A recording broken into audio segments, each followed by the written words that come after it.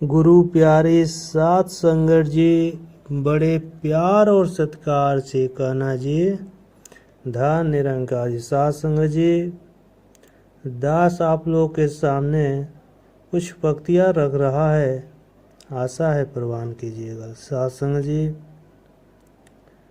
आज का टॉपिक है बिन परतीत होय नहीं प्रीति। सात संगत जी, बिन परतीत होय नहीं प्रीति। सात संगत जी, प्यार से कहना जी। धन निरंकारी। सात संगत जी, राम नाम रूपी रतन धन प्राप्त होने के बाद भक्त का प्रेम सतगुरु और निराकार के प्रति बहुत ही बढ़ जाता है। सात संगत जी, मीराबाई, सबरी आदि भक्तों के अंदर जागृत प्रेम ने उन्हें भक्ति के शिखर पर आरूढ़ कर दिया। सात संगत जी, प्यार से कहना जी। धन निरंकारी। सात संगत जी, प्रेम की चर्चा तो बहुत सारे लोग करते हैं सात संगत जी, लेकिन प्रेम का मर्म बिरले ही जानते हैं। सात संगत जी, प्रेम सकरी गली की लंबी यात्रा के समान है। सात संगत जी, जिसमें अकेले ही जाना होता है। सात संगत जी, ज़्यादा समान या संगी साथियों के साथ प्रेम गली में जाना संभव नहीं होता। सात संगत जी, राधा जी ने श्याम से प्रेम किया और सबरी ने श्री राम से। इस प्रेम की पावनता और निश्चलता ही इसे उत्कृष्टता प्रदान करती है। सात संगत जी, यह प्रभु को जानकर किया जाने वाला प्रेम है। पवित्र धार्मिक ग्रंथ रामचरितमानस में तुलसीदास जी लिखते हैं, जाने बिन न होय परतीति, बिन परतीत होय नहीं प्रीति। सात संगत जी, प्यार से कहना जी। धन निरंकारी। सात संगत जी, जिससे मिले नहीं, जिसे जाना नहीं, उसे मानना भी संभव नहीं होता। सात संगत जी, जानने से परतीत हुई फिर प्रीत हुई। सात संगत जी, इस क्रम को उल्टा नहीं किया जा सकता है कि जाना तो नहीं है पर प्रेम हो जाए। सात संगत जी, सभी धर्म ग्रंथों में यही वर्णित है कि सतगुरु की कृपा के बिना प्रभु दर्शन हो ही नहीं सकता। सात संगत जी, लिखा भी है कि जो जाने सोह देह जनाई, जानत तुम ही हो जाई। सात संगत जी, प्यार से कहना जी। धन निरंकार जी। सात संगत जी, अर्थात जिस पर सतगुरु की कृपा हो जाती है वही व्यक्ति इस परमात्मा की कृपा का पात्र बनता है। सात संगत जी, इतिहास में यह भी जिक्र आता है कि जब भगवान श्री राम अपने गुरु वशिष्ठ जी का द्वार खटखटाते हैं तो आगे से पूछा गया, आप कौन? सात संगत जी, तो श्री राम जी कहते हैं कि भगवान यही जानने के लिए तो मैं आपके पास आया हूँ।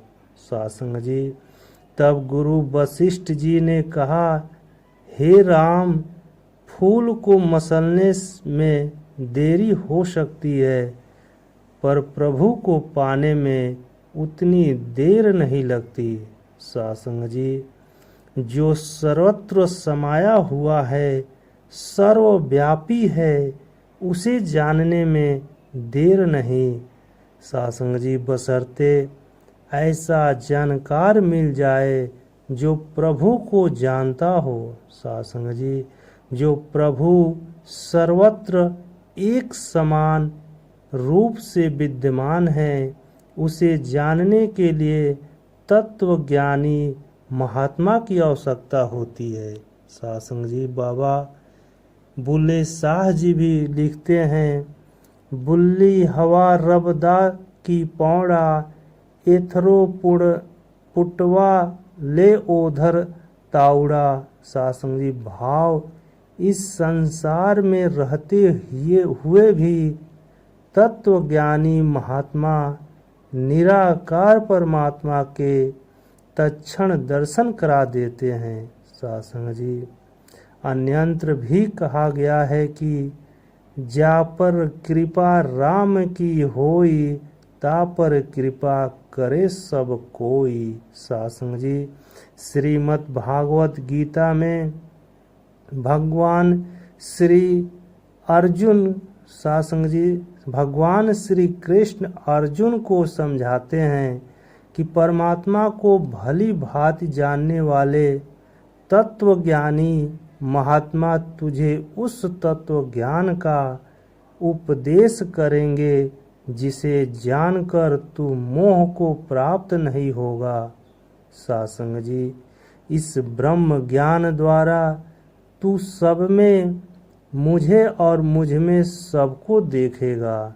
सासंग जी, तदत्ति प्रणिपातेन परिप्रश्नेन सवेवन, उपदेवन्ति ते ज्ञानम ज्ञानस्वत्वदर्शिनम। सासंग जी, यही रहस्य उद्घाटन श्रीमद् भागवत गीता में किया गया है कि हे अर्जुन, तू संपूर्ण धर्मों को अर्थात संपूर्ण कर्तव्य कर्मों को त्याग कर केवल एक मुझ सर्वशक्तिमान सर्वाधार परमेश्वर की शरण में आ जा। मैं तुझे संपूर्ण पापों से मुक्त कर दूंगा।